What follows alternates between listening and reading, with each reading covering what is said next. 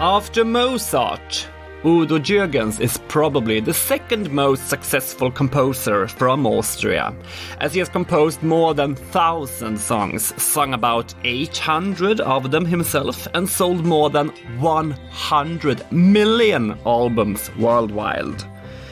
In Eurovision, he competed as an artist 3 times, as a songwriter 4, and one of these times he won the entire competition. Sadly, Udo left us in 2014, 80 years old, so today I have invited his son, John Jürgens. What can he tell us about his father and his contribution in the contest, and how does John want us to remember his father? This is Eurovision Legends, and I'm your vegetarian Wiener Schnitzel, Emil Löfström.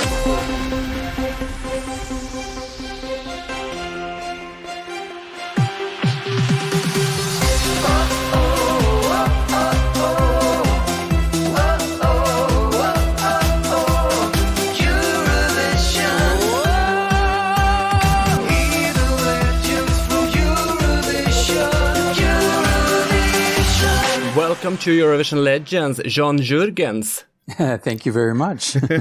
First and foremost, I'm very grateful that you are willing to record this episode and remember your father together with me and my listeners. Well, yeah, I mean, this is one of the things that you have to do as a son, you know, with an incredible father like this who has accomplished so many things and just in the beginning has hit that one big thing with the Eurovision Song Contest, you know, then I think it's one of the things that you have to do, you should do as a son, you know, and talk about it and keep the legacy alive, you know. Yeah.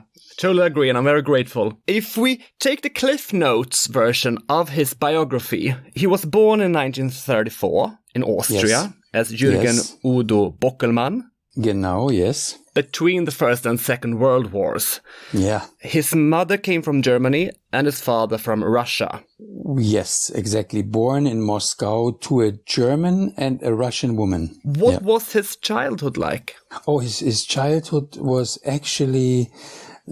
sometimes not easy. He was not like the strong guy, you know, with a muscly guy, you know, like he would always be like more the weak guy and have a lot of how would you say, he would be ill a lot, you know, coughing and this and that with the ears. He had problems with his ear, with his hearing. And then things happened, you know, that one day he would be in the Hitlerjugend, you know, like with all the kids who were drawn into the Hitlerjugend, you know. Yep. And they had this one guy, 17 years old, who would drill them, you know. Yeah. And one day he wouldn't act the way the guy would like him to act, and he hit him very hard with a full hand, and he hit him right on the ear, and I don't know how do you call it, inside the ear, the Trommelfell, it exploded, and he was bleeding out of the ear. Do you mean that he suffered from a hearing loss later in life? Yes, exactly, and this is the story, how it came. Yeah. That this soldier hit him very hard on his ear,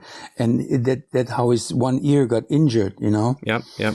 And very bad. He was bleeding out of the ear. He was a young child of 9 or 10 years old. Then the whole war time was horrible, you know, in Austria, finding crashed down airplanes with dead soldiers inside and all these experiences that he had, you know. Then he would go on a piano and, for example, play the sound of airplanes flying over their heads, you know, over the house. And I think also there was a lot of fear and not always great time. I think he also had very nice time in his childhood, but also the wartime was heavy. Music came into his life early on, and I learned that he played the harmonica and the accordion as a child. Yes, exactly, yes. Very early, very quick. And he began to study music at the Klagenfurt Conservatory. Exactly. Going back a little bit in time, he would learn those instruments very quick, you know, like mundharmonica, harmonica, and these things he took it in his hands and he started playing right away. He right away could play things, and he was like very quick. He would entertain people in the house and the family and friends when they came over. He would play for them. And and later on in Klagenfurt, he studied music, yes. And he was a prodigy, you can say, like Mozart. Yeah, he didn't really like that, but of course, he was special, definitely special. I mean, when he was 11 years old, he wrote that little piece of music, Waltz Musette. It's beautiful, and his father came into the room and he would play it and listen to him for a while, and then sit down next to him and say, "Whose music is that? What are you playing there?" And then he said, "Yeah, that's, I came up with this. I made it." Yeah. And this is the moment when the parents knew something special is going on here, you know. I learned that he finished his studies at the conservatory and worked in the 50s as a conductor, composer, and singer and arranger, and played several instruments in several orchestras and bands. But his stage name during this period was Udo Bolan. Yeah, he had a band. He had a band called Udo Bolan Band, or the Bolan Band, or something like that. Yeah. Mm-hmm. And in 1956, he got his first record deal and adopted the stage name Udo Jürgens instead. His second name was Jürgen. Yeah. Udo Jürgen Bockelmann. And they decided to just put an S behind the Jürgen, so Jürgens. The fact that there was a very famous actor at the time, Kurt Jürgens, didn't do anything because this guy was an actor, not a singer. Yeah. Even later on, they were in a television show together, singing and entertaining people together. I don't know if you know, but Kurt Jürgens and Udo Jürgens together was very funny. Okay. Kurt Jürgens played in James Bond, the bad guy. Oh, okay. Yeah. In one of the James Bond. He was a very famous actor at the time. However, yeah. And in 1956, he released his first single, Es waren weiße Chrysanthemen. I'm horrible in German, sorry. Oh. I'm butchering your that's language not why now. I'm laughing. I'm not laughing. You're saying it great. No, Weiße Chrysanthemen. Yeah. It's hard to say. No, that's not why I'm laughing. I'm laughing because of the content, you know. Okay, yeah. The stuff that he would record. He was not very, very happy with that, you know. No. Because he would sing songs from other composers. Yeah. Or maybe compose the way they expected him to compose. Yeah. That particular song, I don't know if he composed it or somebody else. Somebody else. Es waren weiße Chrysanthemen, die ich zum Abschied dir gesandt. Es war ein stilles Abschiednehmen, denn ich ging in ein fernes Land. And so he was not really happy. The record companies always wanted to press him into a label, you know, into a form that he didn't feel, that he would singing about the white beaches of Athens and the Greece and the roses and the chrysanthemum and everything is so, and the white boats in the ocean with the sails and everything is so, I don't know. My English is not very good, you know, to express what I'm trying to say. It doesn't go very deep. Yeah, it doesn't really probably a bit lame, anything. maybe. Lame, and it doesn't say anything to the people, you know. It's some sort of information, something that moves him in his life. But yeah, that was his first, I guess, singer. You have to start somewhere. Absolutely. And the song flopped, but only 2 years later he got his first hit. Hejo, hejo, gin und rum. I don't even know that one. So, sounds like a party song. Yeah, it is. Hejo, hejo, gin und rum. Wer fällt keinen Seemann um? Aber wenn ein roter Mund dir lacht, hejo, hejo, dann gib acht. And the same year he moved to Munich. And the 60s started well for Udo. Among many things, he got a world hit with Shirley Bassey and got several roles in movies. But at the same time, he lost his record deal with Polydor. And according to your father's website, he started to think of giving up his singing career and only compose to others. Do you know why? Yeah, because of always people trying to push him into something that he would not be. Yeah. And maybe he didn't even 100% believe in his singing, you know, like his voice and the whole thing was not as strong as it became later in life. Yeah. His voice and the technique and all that. So he is very strong about composing and arranging, and already at the time, as you said, Shirley Bassey, you know. I reach for the stars when I reach for your love. But also there was Matt Monroe, there was Nancy Wilson in America. Yeah. Because another winner of the Eurovision Song Contest, Ralf Siegel, Yep. his father was I don't know the right word in English, but Ralf Maria Siegel would be with a suitcase full of songs, go to America and offered it to people. Yep. And this is how the music came to America. So Udo came to America as a composer because of Ralf Maria Siegel, who brought the songs over there. Okay. And offered it to singers. Yeah. And he would have top 10 hits and all that in the American world, in the Latin American world, and very interesting. And all of a sudden the money started coming in and things started to become better. Yeah. So he was really thinking about doing not so much singing himself. Yeah, that's true. Well, gladly he never did stop singing and instead got a new contract with Montana. And in 1964, he took part in the Eurovision Song Contest with his own composed song, Warum nur warum? Right. Warum nur warum? Beautiful song. Yeah, and this is also the year you were born. Exactly. That's my year of birth. And I don't know what was that his first appearance at the Eurovision Song Contest or second? Nope, I think it was the first one, right? Because he did it 3 times and he did place 5, I think, right? He came in 5th. He placed 6th. Or 6. Yeah, because two songs placed 4th. Ah. Warum nur, warum muss alles vergehen? Oh, warum nur, warum bleibt gar nichts bestehen? Du gehst von mir,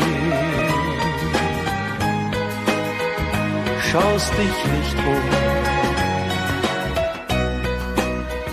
gib mir die Antwort, warum nur, warum?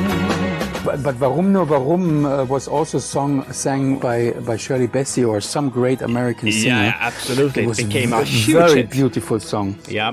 Very beautiful, very beautiful. You were born 1 month and 1 day before the contest, to be exact. Okay.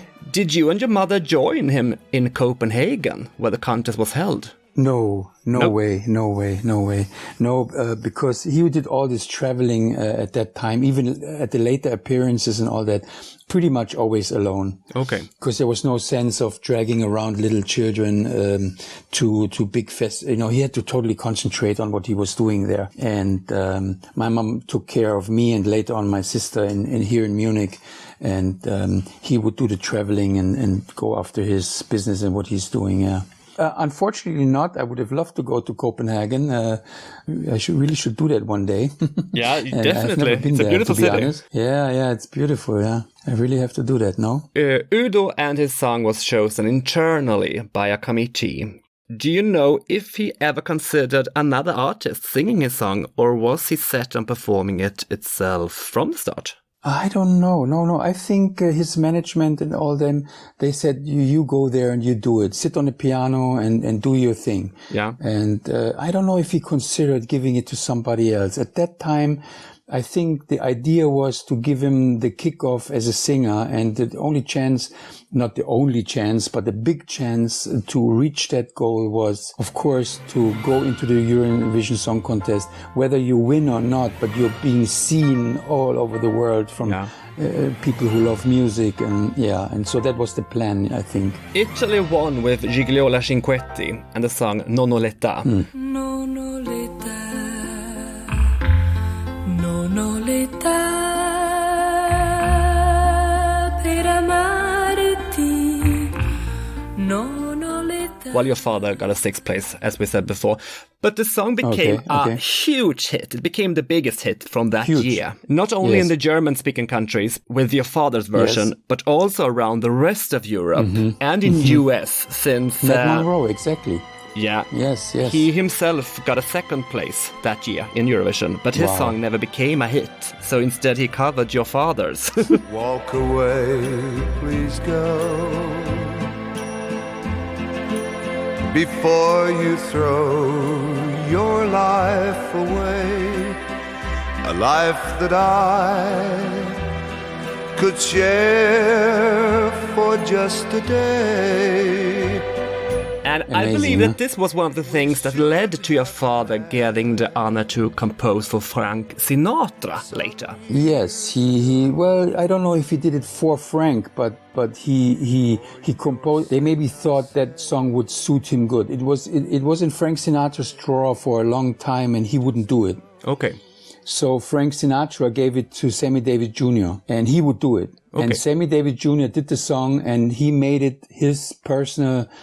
That song that he did would always finish his concerts. Okay. He would always use it as the last song in his concert. Yeah. There's an amazing story to that too, but maybe I can tell that story later on. I think we are still in the Eurovision Song Contest time now. Well, then I say that the following year, 1965, he was approached again from the Austrian TV company ORF to compete in Eurovision.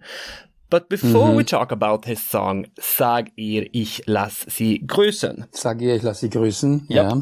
I wonder, did you know that he submitted a song to the Italian Song Contest Sanremo 2 this year, who used this competition as a pre-contest for Eurovision as well? Oh, okay. Ooh. His song was titled Abbracciami forte, but it never won. But he could actually have compete for 2 countries in 1965. Ah, I didn't even know that. See, I'm learning from you now.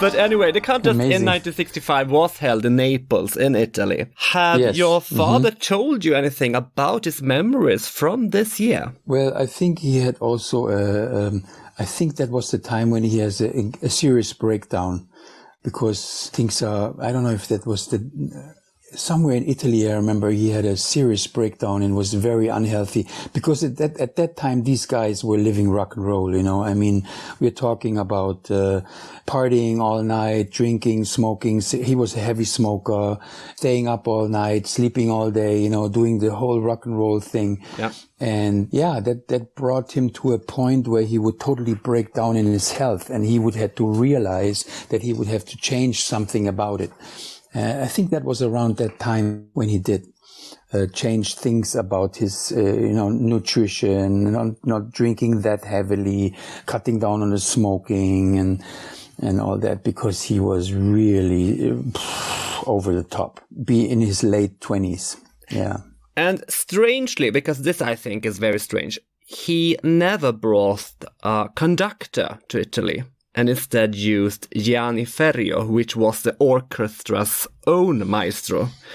And I wonder now, do you think that he really tried wholeheartedly this time to win the competition, or was he mostly looking to get a new world hit? We never really talked much, if any, of that time. That's the time around when I was a baby and very small and you were 2 years old. you are deeper in these subjects than me, I must really admit. I'm 58 now, you know, become close to 60, and this is a very long time ago, you know, and I must admit that his intentions of how he would, and you always have to consider there was a management behind him, and they would discuss things. Are we going this way? Are we going that way? I'm sure you're coming to that point, but he would appear at the Eurovision Song Contest a 3rd time. Yep. The following year. Yeah, but are you done? Are you done with the 2nd time? Because I don't know much about it. No, but I know something about the 3rd time. Yep. But can I just say before that? Yeah, of course. The winner from 1965 was Franz Gall, and a very modern song by the standard of France Gall, the French singer. Yes. And your father got a 4th place, but despite that he improved his placing from the previous year, the song never became a hit outside Austria. Sag ihr, ich lass sie grüßen. Sag ihr, es geht mir gut. sprich nicht von den Tränen und wie weh mein Herz. Even though he recorded it in other languages. Yeah, that's true. Forse sarà così, sei stanca, sarà così. Ora non sei più mia, i tuoi baci ad un altro tu darai. But do you think that he was there to win? You always go to win. When you do something like this, you're going to win. But maybe it was just the wrong pick of song, you know. It's a beautiful song. Ich sage ihr, ich lass sie grüßen. A beautiful song. But maybe it didn't connect so much with the rest of the world, you know. Yeah. Warum no Warum had this incredible international touch to it, you know, and, yeah, so, and also the in the third Eurovision Song Contest, we are going to talk about it in any second, that song too had that international touch. And so it's a different, Sag ihr, ich lass sie grüßen, maybe it was a wrong pick, you know, but you always go to win. And for the third year in a row then, your father represented Austria in Eurovision in 1966. Was it on a row, really? Yes, yes. Like 64, 65 and 66. I always thought maybe there was a year in between. Okay, cool. But this time the TV company really had to beg because your father wasn't interested at all to compete. No, he didn't want to do it. He was done. Yep. He was over. And he really didn't want to do it. And not only the as you say, the television station and all the responsible people were fighting or trying to get him back on. His management too, you know, like, come on, Udo, a third time, you know, if you don't, he says, no, this is it, 2 times, and no. But they got him, they turned him around. Yeah, but because from what I've learned, he accepted to compose something that Austria could send. And when he was finished with the song, he understood that he probably had composed a song that could actually win the entire competition. Okay. Do you think that's true? Is that a true story? Tell me the story again. I've learned that he accepted to compose a song that Austria could use and sing with another singer. Use as with him, or with another singer. Yeah. And when he was finished with the song, he understood that he probably had composed a song that actually could win. We're talking about Merci Chérie. Yep. That could be a true story. He had a very fine sense of what was inside the song, and that could maybe he would then not give it away to somebody else, you know. Then he maybe decided in the end, you know, I'm going to do this myself, you know, and I'm not going to give that song somebody else, That could have been the reason why he said, okay, no, one more time, I'm going to give it a try. I'm going to have a chance here now. That's very possible. Merci, merci, merci für die Stunden, Chérie, Chérie. Chérie, unsere Liebe war schön, so schön. Merci, Chérie, sei nicht traurig, muss ich auch von dir gehen. My dear friend called Tobias Larsson, who has a very successful blog about Eurovision, where he writes about each and every song from the Eurovision, wrote that in Luxembourg, because the competition in 1966 was held in Luxembourg, your father was paralyzingly nervous and understood that he risked appearing like an eternal loser if he did not win this time. I know. And when a German newspaper on the final day wrote that Udo Jürgens had no chance in the competition, his manager went all over Luxembourg and bought up all available copies to prevent your father from seeing the article. Yes. Do you mean that this amazing story is true? Yes, it is true. It's true. I know it. The manager, Hans R. Bayerlein, heard from that headline and bought all the newspapers anywhere close to him to make sure that he would not read that and get him clean into that show and be like all knowing what people may be writing or thinking. Yeah. And as we all know, the German newspaper turned out to be wrong, and your father won a landslide with their song Merci Chérie. Yes. And this became the first ever victory for Austria in Eurovision, and was actually the only one until Conchita Wurst won it 48 years afterwards. Yeah, exactly. Yes. What did this victory mean for your father? Well, first of all, I think he did a very nice thing, perform it in German, in French. Adieu, adieu, adieu. J'ai des larmes dans les yeux. In English. For no fear is as strong as our love, as our love. Later on, he would record the song in Japanese. Onegai dakara nakazuni wakare. In Italian, in I don't know. Yep. It's amazing. Yeah. However, his manager did a very smart thing with Udo at that time. And he said to him following, listen, Udo, we have won this contest now. So don't think you have reached anything yet in your life. It's just the winning of that thing that will maybe give you fame for 1 or 2 years. And that's it. It's going to be over. So the work is starting now. Yeah. At this very moment, we have to sit down and really work on your career. With that thing in the back, of course, it's going to be a little bit maybe easier because things are, in the flow. You're going to hit all the television shows and travel and go on tour and do this and that. But you have to sit down and write songs now. You have to now is the time. Yep. And this is what my dad realized. It's not time to party now and celebrate the victory. It's time to go to work now. And this is what he did. He wrote songs. He went on tour. He put together things. And this was the base of his phenomenal career over the past then following decades. I mean, we're talking 40, 50 years that he would be on top of things. Yep. In Germany, Austria, Switzerland, touring Japan, Asia, South Africa, South America. I mean, the guy has been all over the place, and amazing. So it's maybe also a good message to young people out there, Don't think if you win something that you have it made. You have not made it yet. The winning, when you win something, this is the chance to then build something on that. But that's when you really have to get to work.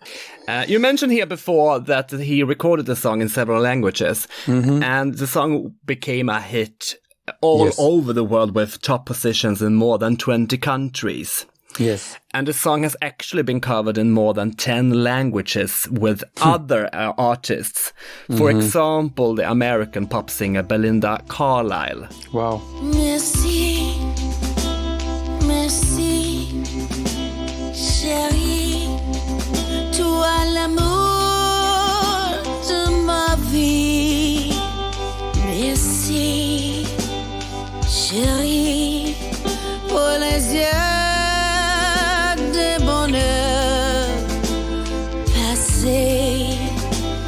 Merci, chérie.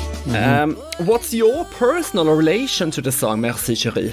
Oh, of course, this is so many memories in my childhood. I have accomplished him in many tours later on. As a young man, I was working on tour, working as a technician on tour. Not working as his son. Close to him in his car. I was traveling in the truck. Sleeping in the hotels with the technicians and doing tours as a technician and learning, and of course you take a lot of memories from that time, seeing him on stage, doing the following spot, for example. And what this song means to me, it's first of all a beautiful song. It's not one of my top favorite, but it's definitely top 10. My favorite is Was ich dir sagen will. Was ich dir sagen will, fällt mir so schwer. Das Blatt Papier vor mir bleibt weiß und leer. Ich find die Worte nicht, doch glaube mir, was ich dir sagen will, sagt mein Klavier. For example, but there's many others out there that I totally, and Merci Chérie, of course, is one of them. It's just beautiful and has a lot of memories. You know how music is. When you listen to music, feelings come back from that time when you heard it the first time. So my childhood comes back, you know? Yeah. And my early years, yeah. 2 years after the victory with Merci Chérie, your father compete again in Eurovision as a composer. Oh, okay. Together with the lyricist Walter Brandin. The song was titled 1000 Fenster and was sung by Karel Gott. Oh, okay. In der gleichen Welt, voller und Licht, die 1000 Fenster leuchten hell in dieser Stadt. Und du fragst dich, wer mag wohl dahinter sein?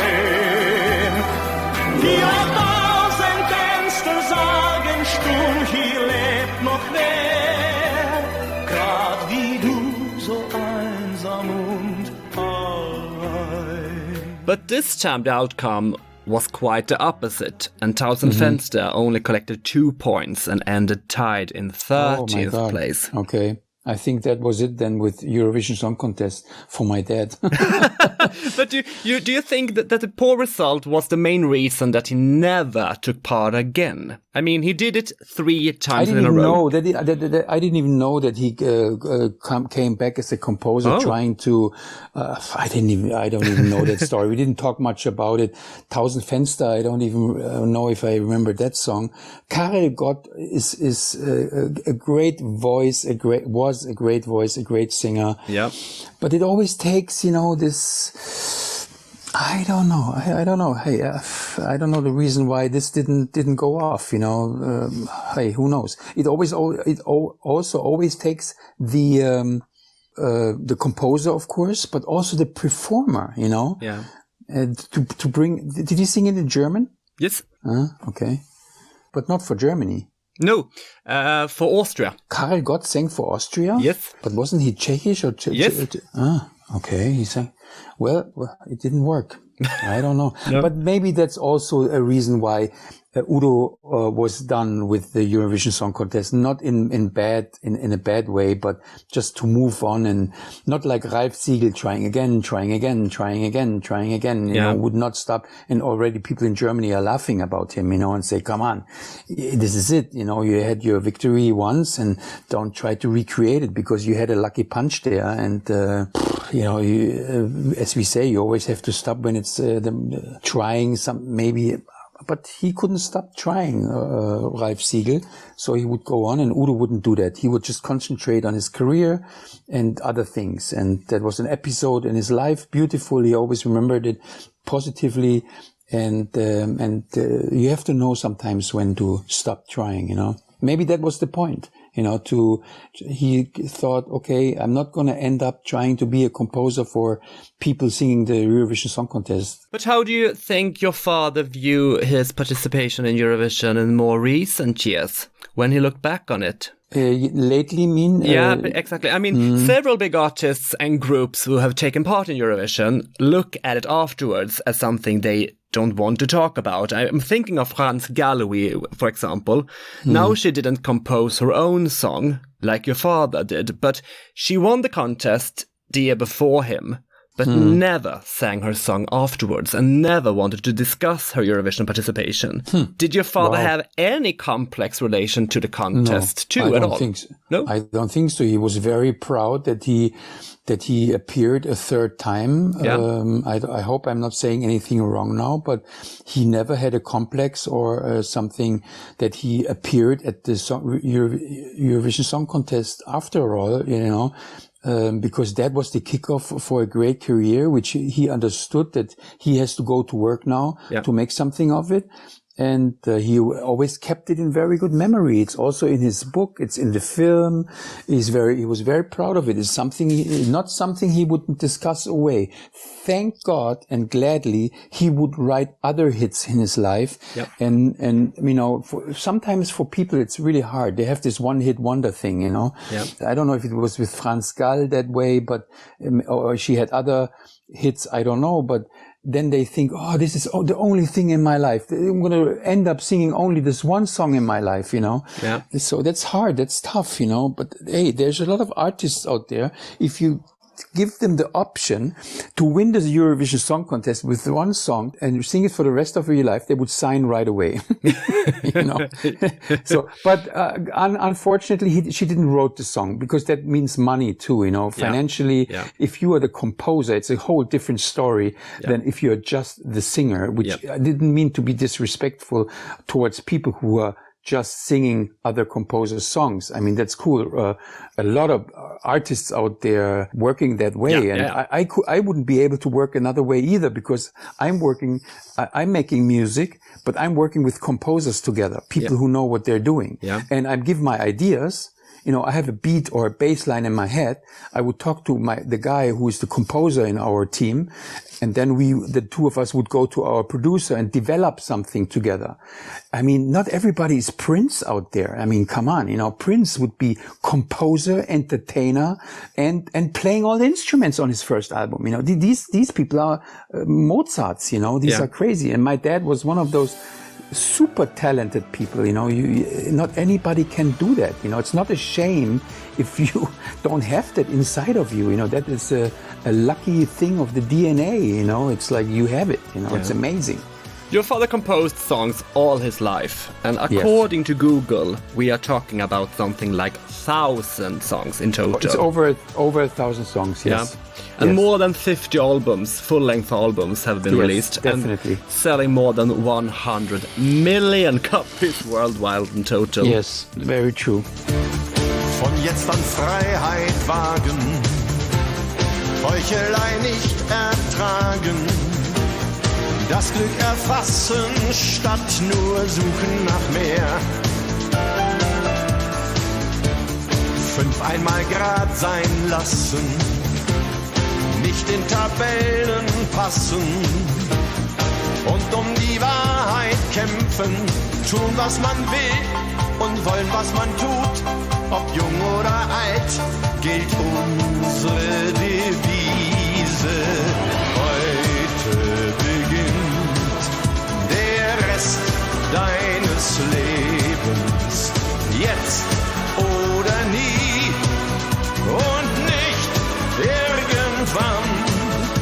Do you know if he was extra proud of something special in his career? Yes, I do know. Now we are going back to the story that before I wanted to tell. Maybe there's time for 2 stories. I don't know. Yeah, absolutely. But one beautiful story is in the 50s, he would be with his colleagues, you know, musicians and other friends, 4 guys traveling to the United States of America in a Chevy, in an old Chevy car, and broken down, you know, going the Route 66, $1 a day they had, you know, to sleeping in a car, you know, like students are, you know, what the things students are doing. Yeah.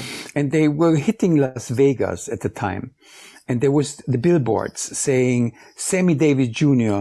is in this and that whatever show, you know. Yeah. And so the team around Udo said, "Oh, Udo, you're such a big fan of Sammy Davis.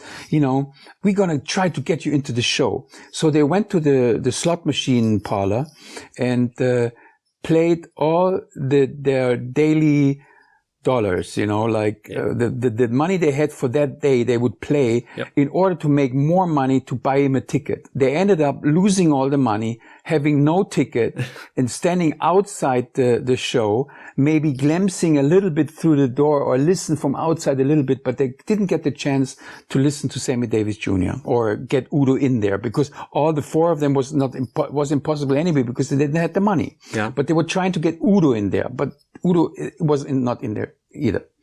Years later, Udo would realize a dream with Harold Faltermeyer in Los Angeles. Okay. Yeah. Mm. Harold Faltermeyer was the composer of Axel F. Yep. Harold Faltermeyer, cool guy from the neighborhood here in Munich. We are also good friends. You know, I know him since I'm a child. He would be a producer in Los Angeles at the time. And Udo would fulfill his dream and write an album together with Harold Faltermeyer, together with Donna Summer, blah, blah, and produce this album. And there was this one song on the album that he managed to get to Sammy Davis Jr. Yeah. And Sammy loved it, and he did the song. And years later, Udo went into a concert in Munich, sitting in the first row, watching Sammy Davis Jr. do the concert. Yeah. And when he came to the end he didn't even expect that to happen. When he came to the end of the concert, he says, and ladies and gentlemen, now I'm very proud. For years, I'm singing this song always as last song in my show. I'm very proud tonight. The composer of the song is in the room here, first row. Ladies and gentlemen, Mr. Udo Jürgens. Oh. Wow. I'm getting tears right now. I'm telling you, this meant so much to him. Yeah. Can you imagine that story? Yeah. What this means to a man who has gone the way that he would go? I tell you, he was getting up. There's even pictures of that moment where he would stand on the stage and Sammy would reach down his arm and shake his hands and Udo would shake his hand, you know, and you would see the eyes meeting each other and this respect for each other. And Sammy did his song, you know, and years before he couldn't go into his show. What is the title of the song? The title of the song that Sammy would do at the time was If I Never Sing Another Song. Amazingly beautiful and so emotional that you know, with that story in the back, Udo in Las Vegas couldn't go to the show. And then, you know, it always brings tears to my eyes when I'm telling the story today, because I know it brought tears to the eyes of Udo when he told the story. He was so proud in a positive way. Yeah. You know, like to have it made in the music business so far and so with so much Herzblut, we say in German, you know, with heart in it. Going such a long way and persistence and consistent, you know, and then finally you come to that moment when a big star that you adore sings your song as last song in his concert. Amazing story, you know, amazing story. By the way, guys, everybody listening, check it out. We play it here. We play it here, John. Oh, you will play it? Yes. Oh, great. Absolutely. Oh, good, wonderful. If I never sing another song, it shouldn't bother me. I've had my share of fame, you know my name. If I never sing another song or take another vow, I would get by, but I don't know how. Did Udo ever compose anything with Eurovision in mind again? Maybe not for himself to sing, but for someone else. I don't think so. With Eurovision in mind, not that I know of. And I think he put an end to it, you know, but not in a sort of a negative way or anything. It's just that he knew that this was a time and it's you move on, you know, maybe. And move on, you know, and I don't think I know that there are a lot of people covering his songs. Gib mir deine Angst. Yeah. For example, is a song that has been #1 hit in the Netherlands by 2 different singers. Can you imagine that? Yeah. That's impressive. Amazing. Yeah. In Holland, this song, they love it in the Netherlands. In other countries, with other songs, in other languages, but never with in mind to do that. But people who picked these songs and did that, you know? Yeah.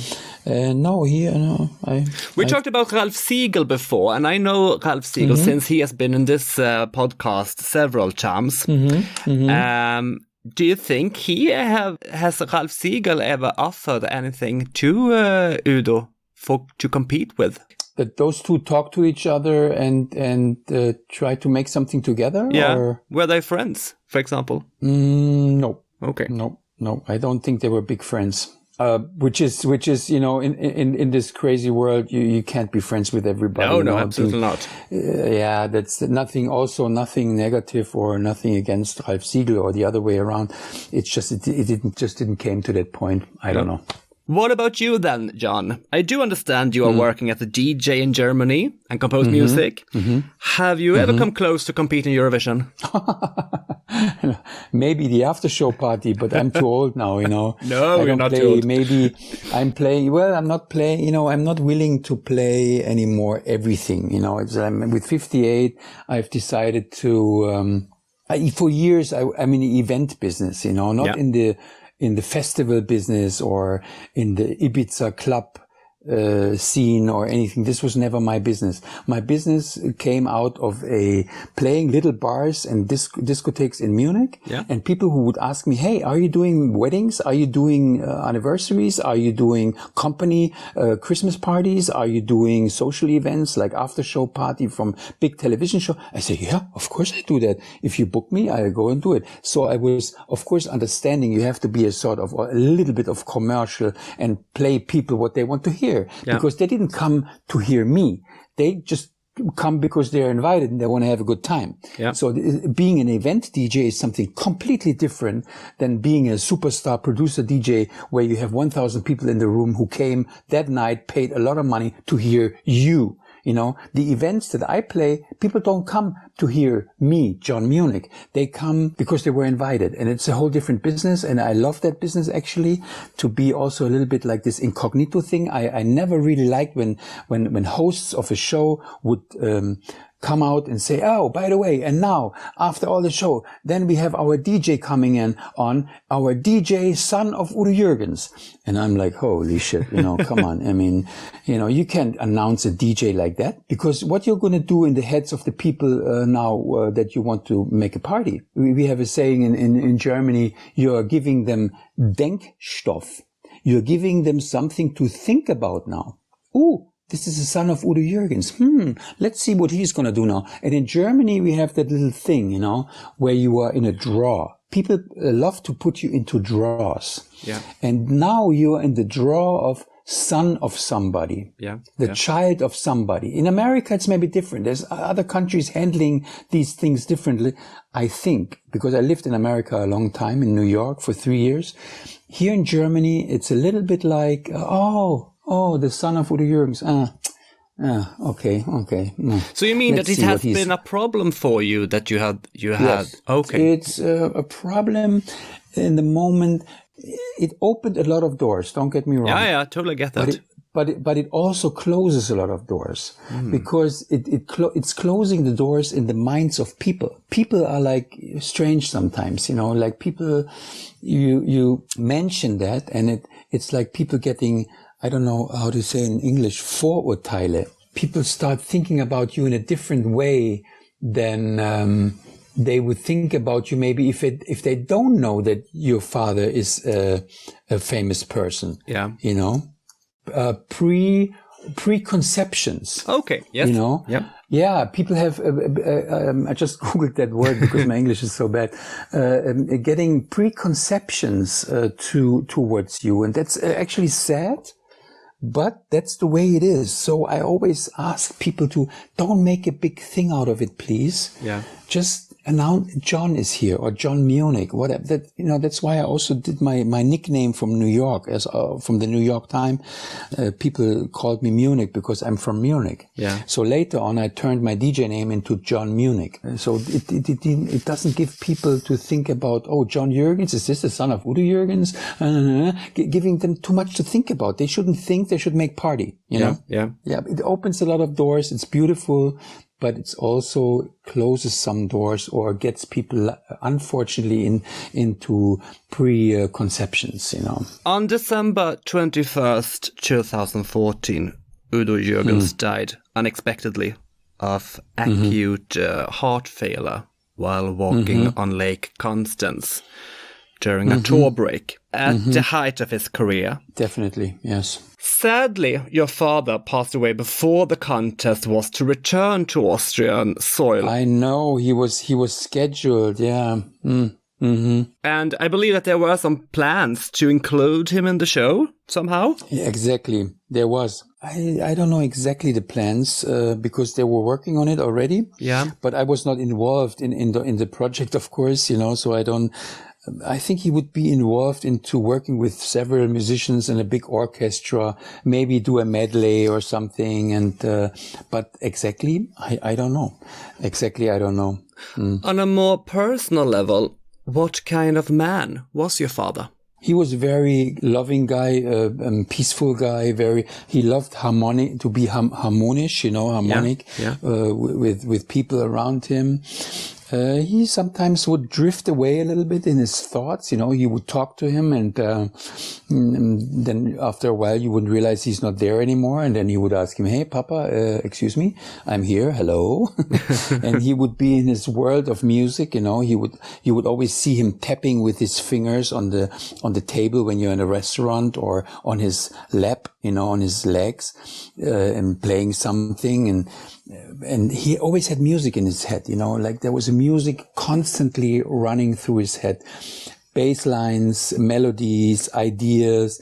When we would be traveling, and we're having a conversation, and then he says, "Oh, stop, write this down. It's a line.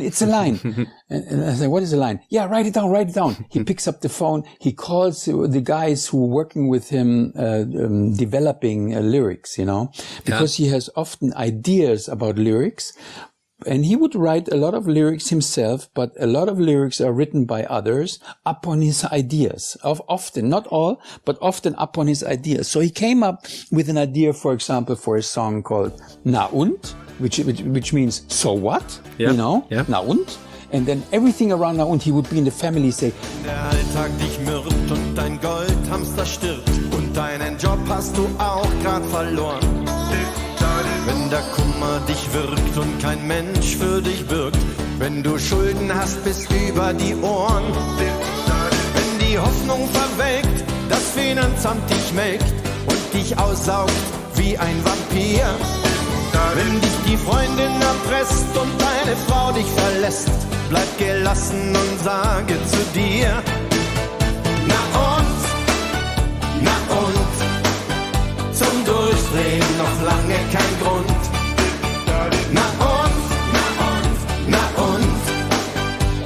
Or another song called Alles was gut tut, everything that makes you feel good, Yep. So he would ask us in the family, "Hey, tell me everything that makes you feel good." And he would write it down. And out of these lyrics, he would call somebody and then develop lyrics out of it.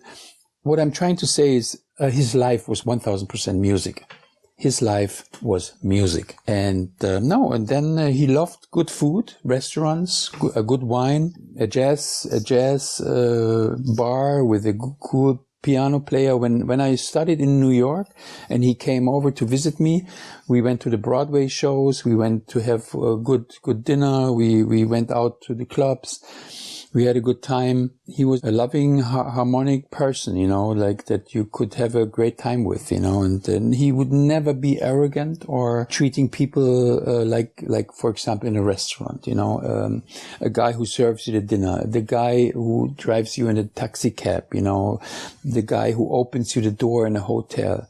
He would always have a little chat, always have a little talk, always have a word or a time for people around him, and not be like this superstar guy, in general, and especially in the private life, traveling, going to his house in Portugal and going to his little restaurants in Portugal that he loved, and meeting up with people and being in unquote normal, and not being that European superstar, He loved going to New York, for example, because over there he would not be that superstar.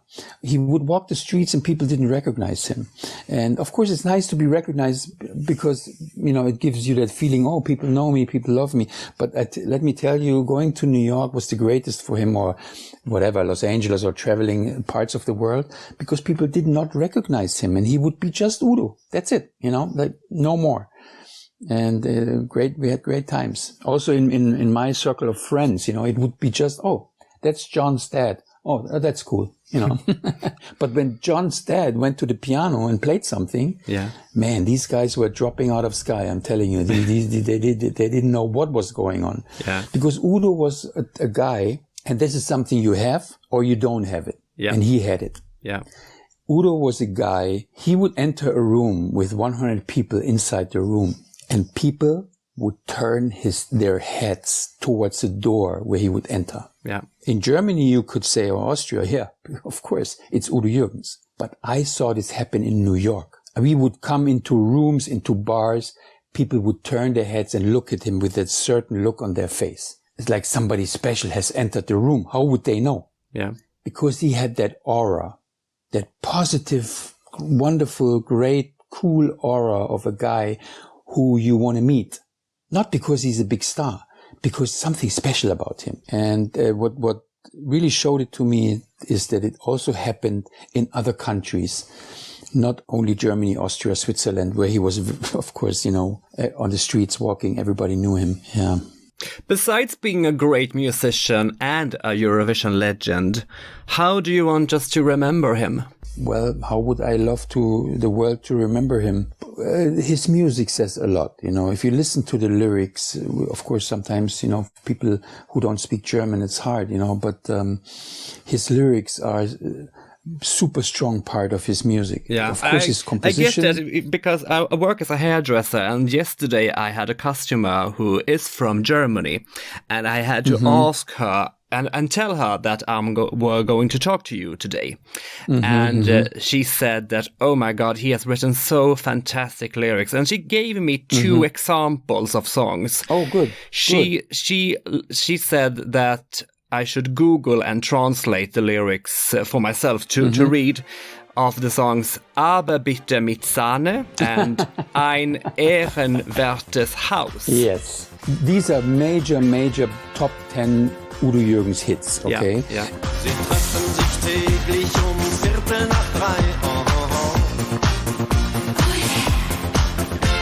Am Stammtisch im Eck in der Konditorei. Und blasen zum Sturm auf das Kuchenbuffet, auf Schwarzwälder Kirsch und auf Sahne-Baiser. Auf Früchte, Eis, Ananas, Kirsch und Banane. Aber bitte mit Sahne.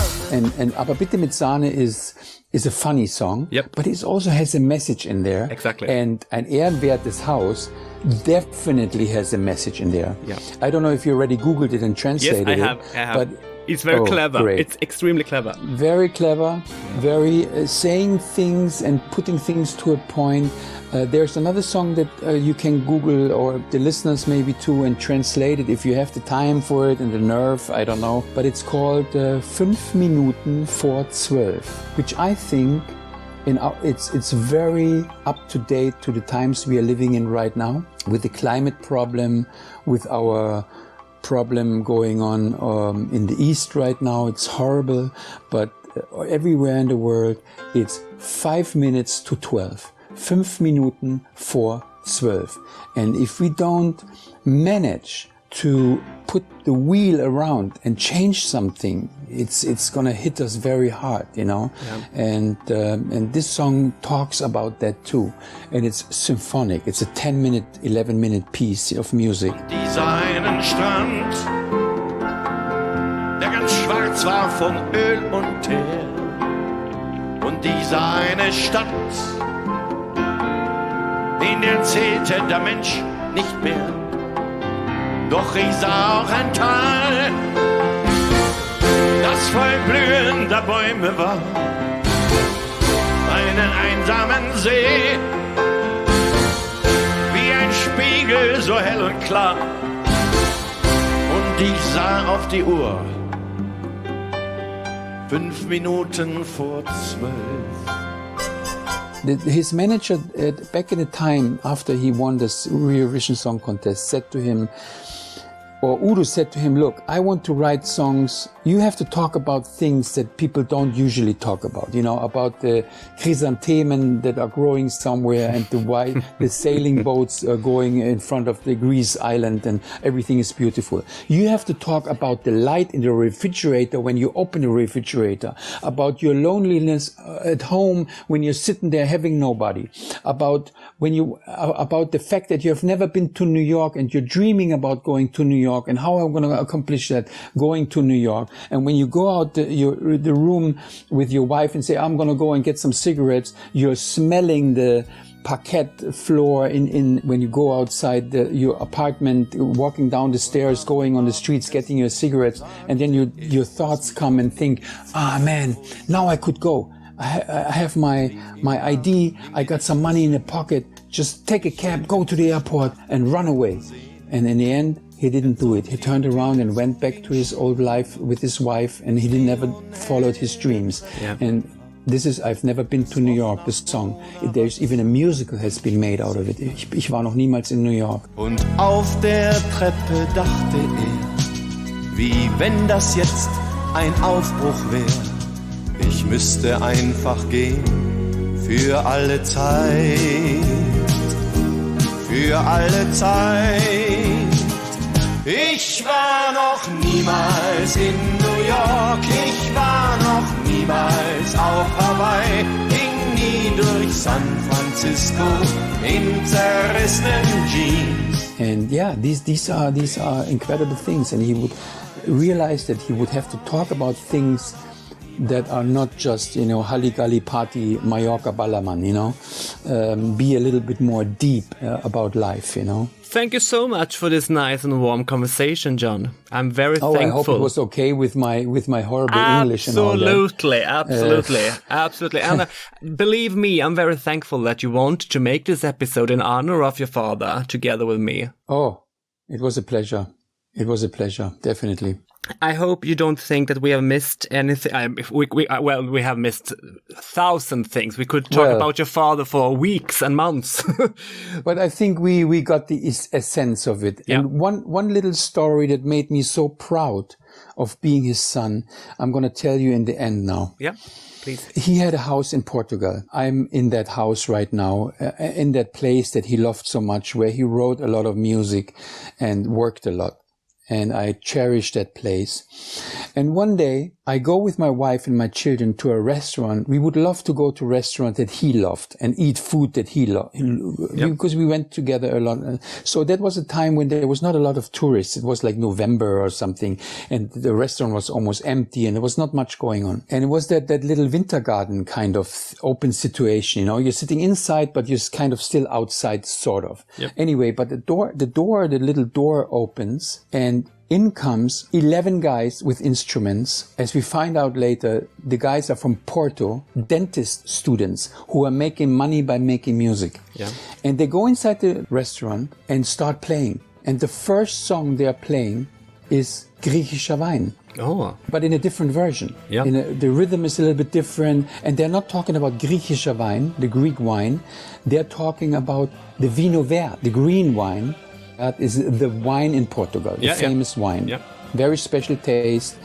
And then my Portuguese friend Manuel gets up, walks to the guys and said, do you know the song that you were just playing? The composer of the song's son is sitting right here in the restaurant. And the guys couldn't believe it when I was getting up.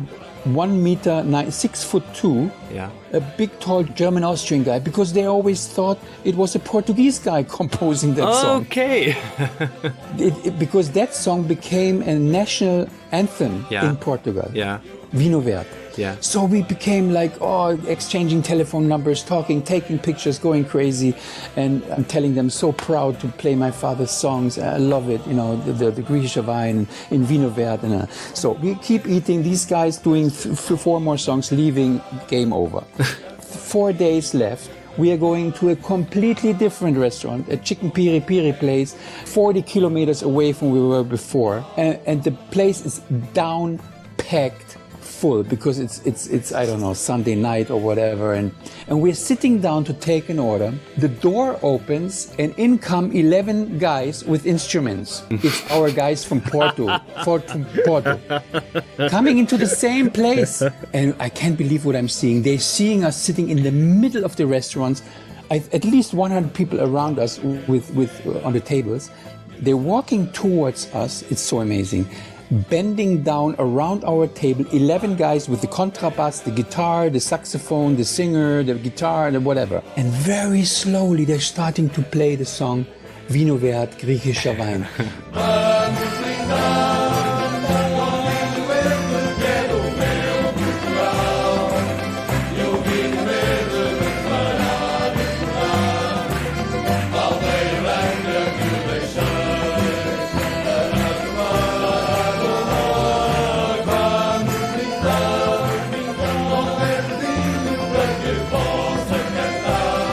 People in the room didn't know what was going on, and in the end the whole room would stand up and give applause to the musicians. We are sitting there with tears in our eyes, and then of course after they played the song, big hugging and kissing and hello and how are you and good to see you again. I tell you, and this makes you so proud to have little experiences. I picked up the phone, I called Udo right away, and I told him, listen, this story I have to tell you. And he was so proud, and it's so amazing what music and what your work as a musician and composer can do in your life to you. And he would always appreciate it so much and be so thankful of these things to happen to him in his life. Yeah. And we just carry that feeling on in our life, you know. Beautiful. Beautiful, John. So thank you, Emil. Thank you so much. So all the best to you. And you know that Sweden has been also a part of the history of my grandfather who had to flee from Russia. At that time, his wife already fled from Russia. A big hug, all the best to you, and let the best. Thank you so much. You're very welcome, Yeah, Emil. take care. All the best. Bye. Bye bye. Was ich dir sagen will, sagt mein Klavier.